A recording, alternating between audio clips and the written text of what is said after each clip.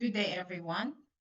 Thank you for the opportunity to share some thoughts about AI and education. I titled this presentation From Revolution to Evolution, Situating AI in the Enduring Model of Education. Let me begin with a statement: AI will revolutionize education. This statement may be seductive, but it is a misguided statement. It is an overhyped claim about AI. You see, education is a human endeavor, not a technology problem. It is a learning experience between teacher and student, student and classmates. So, where does AI come into play? AI should be situated in education as a tool to change teaching and learning.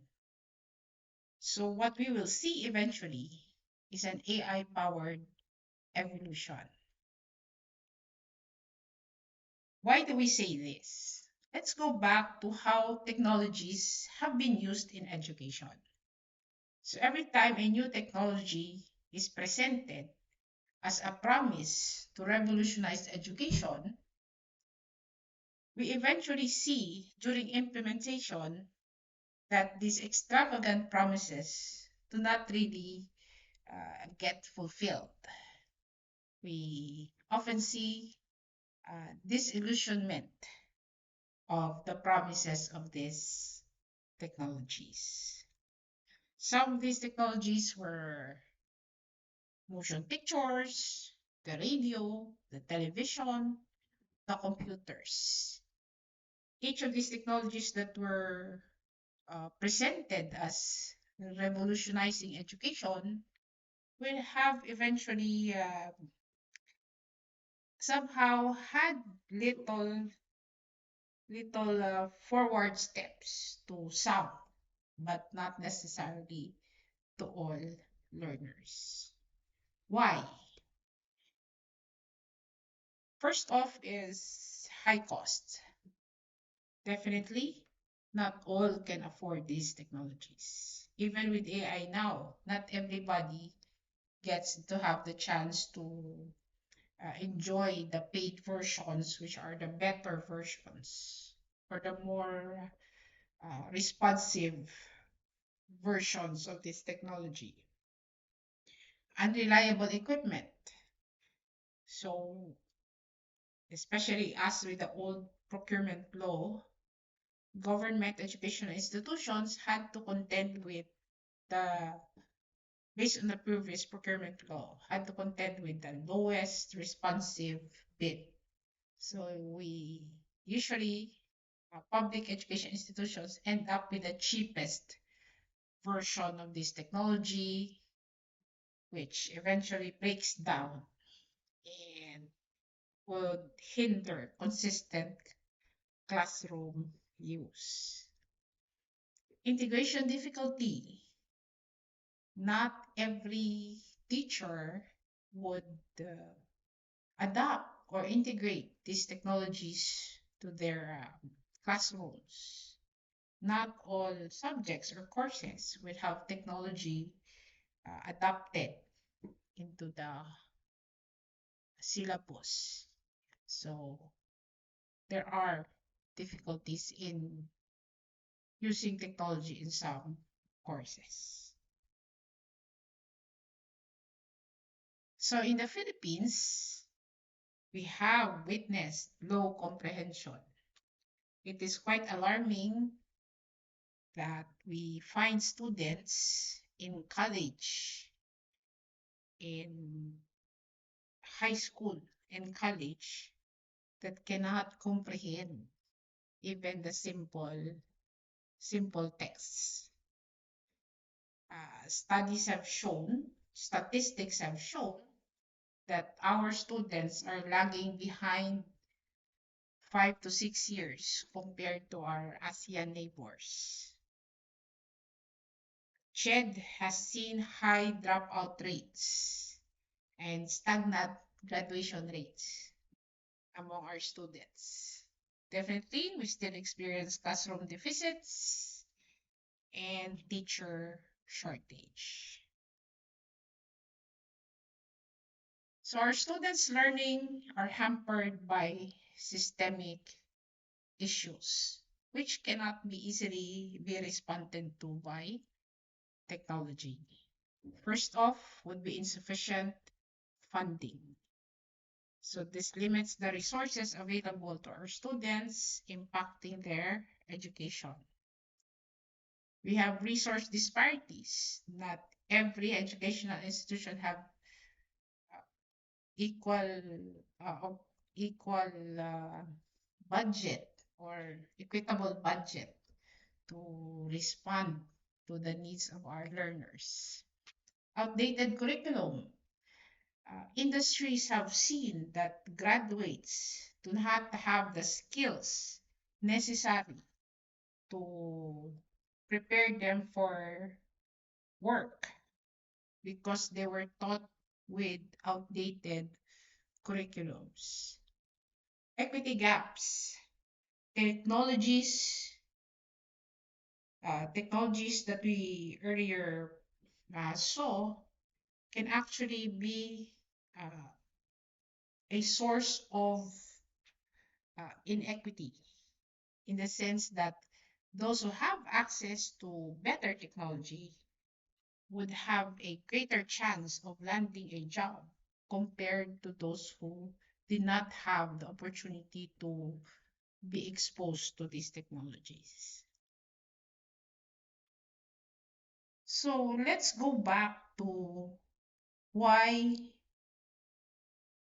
the educational system is a human endeavor.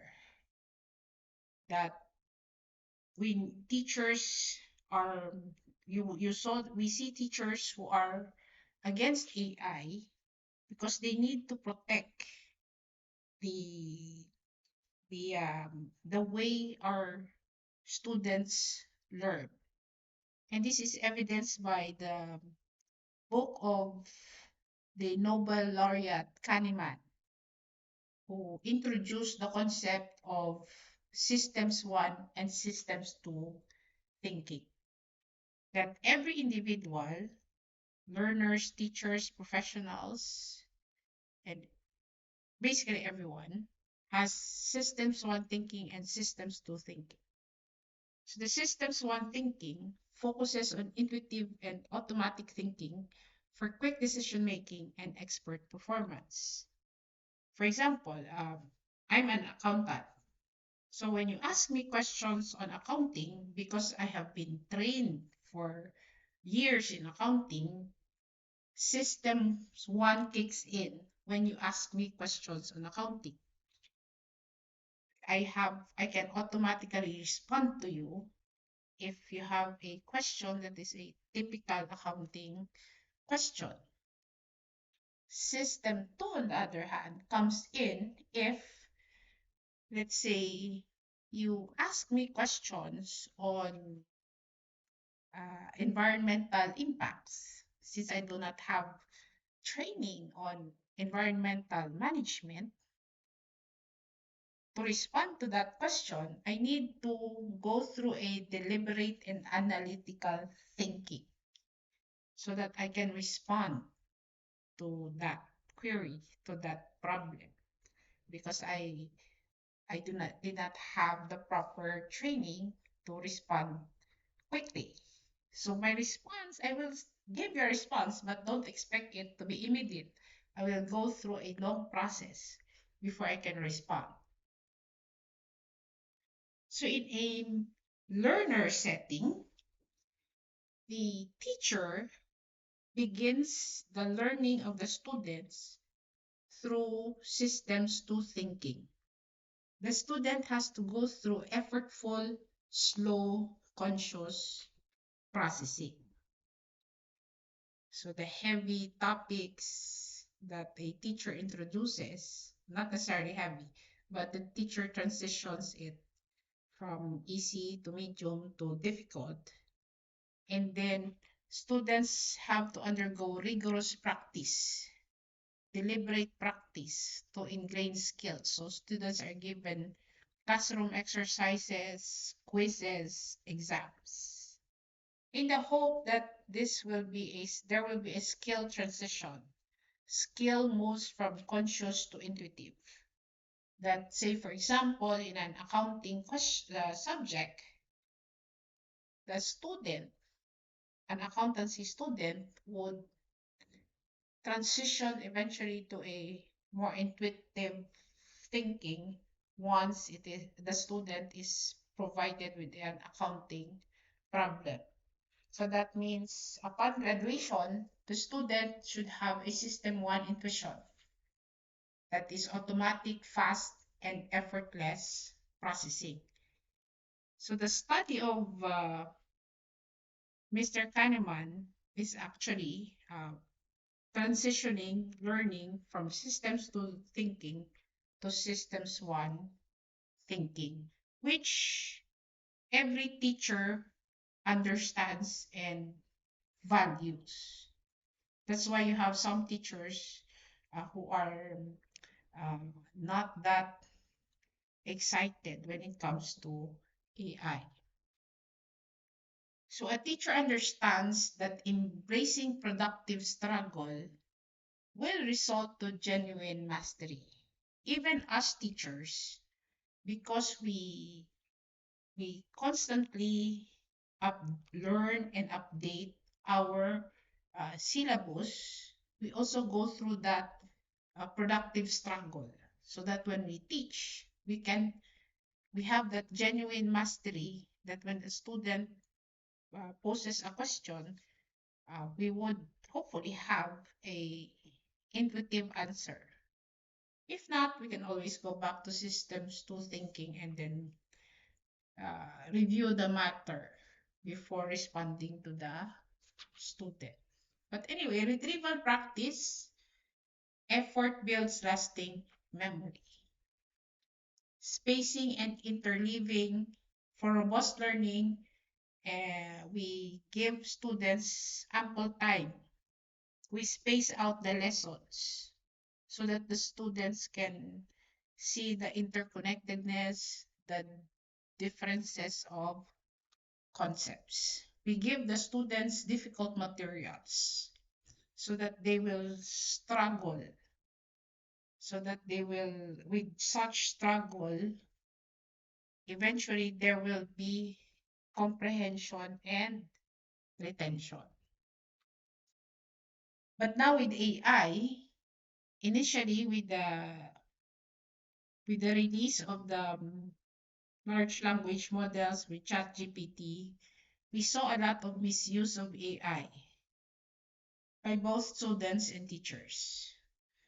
So students use AI to avoid effortful learning, which became alarming to teachers and educational institutions. Because with that, you cannot achieve the level of systems one expert thinking if now the students can avoid that uh, productive struggle. See, but the teachers and the educational institutions do understand that we cannot do away with AI. So how can we transition from a misuse of AI to enhanced learning where students use AI to refine their arguments and then also to reduce cognitive load? This reducing cognitive load comes from the fact that we are bombarding our students with too many information, too much information that it already hampers their ability to absorb more. Also, let me add on the side of the teacher, like a typical classroom size in the Philippines is 40 to 50 students. So some teachers are given three to four different subjects. So that means three to four preparations with a classroom size of 40 to 50. So the teachers are a struggle with time consuming tasks, especially on checking papers. So teachers would want to give immediate feedback, but because of the volume of um, students that they have to respond to. I mean, when you give an exam, you won't just give a few questions. You have to give them ample number of questions that will capture how much learning they have had already. So that's so much manual work and time consuming work that sometimes teachers need to scale their ability, to fast track their ability, so that students can have also the immediate feedback that they need, so that they can also assess themselves the level of learning that they have achieved so far in a given school year or semester. So what if we use AI as an enabling tool, enabling personalized learning and feedback, so that teachers can focus on high level guidance, improving student outcomes? So let me give you an overview of how I used AI on this matter. So I wanted to, since I have so many students and I do not have the luxury of time, handwritten exams, though effective, often results in delayed feedback because it's too time consuming for the teacher. So in this particular case, using I developed this particular application where I have a application where I can uh, conduct my exams. But the difference here is that the students will not type in their answers, but they will give their answers orally. Okay, because I experienced one time using Google Forms to conduct an exams. Because of AI, one student was able to access ChatGPT during the exam time where I was actually present. But because ChatGPT can respond within seconds, he was able to copy paste the ChatGPT generated answer to the exams. So but because ChatGPT's responses are too generic and there are indicators, so I confronted him and he admitted to using AI. So that's one good example of a misuse of AI. So here, um, I created this app to capture their responses to the questions orally. So with a question, the student will respond orally, but the software, the application, will transcribe the student's response. So in this particular exams, I had students respond uh, using their laptops, and I had a transcription of their responses after the exams. So eventually, these transcribed answers can be pre-processed by AI to facilitate analysis and grading. Okay, grading. So I would give a rubric, a sort of criterias for the responses, and AI would pre-grade their answers. Of course, uh, I would review the initial grading of the AI. So before this exercise, this conduct of of a long-term exam would take me months to finish because you go through all of the answers one by one. But with AI, the pre-grading has facilitated my review of the students' answers to my exams. So, in conclusion, AI, education's mission and wicked problems can be a more or less a potential, a way to have an evolution of how students are taught, how they are assessed. So we still have our core mission, face to face classroom setup, where human to human connection remains. But, and then also, like for example, in my oral exams, there was still effortful uh, learning on the part of the students. So actually, during the oral exams, by the time they got to question 3, they were already exhausted from answering the questions. So we have AI as a powerful tool, but not a replacement of the teacher. Okay? So AI's dual nature, I presented to you that if unguided, it can be abused by students, which threatens their cognitive effort. But if we use it as a strategic tool, then this augments a teacher's ability to scale.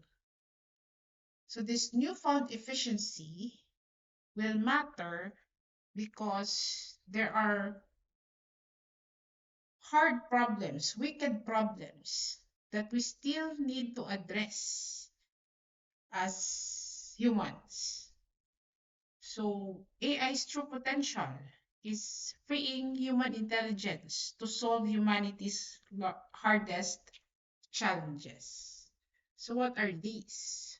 These are wicked problems. So now with AI, we continue with the traditional research and learning, the slow method. It still works, but of course it's just slow. But now with AI, augmented research and learning, then we could have a situation where there can be radical efficiency in research. Apologies to the wrong spelling. But eventually, you have a situation or a possibility of teachers, students, peers collaborating to come up with creative problem solving. So AI comes in by empowering teachers and students to do our most important work yet. So thank you for listening.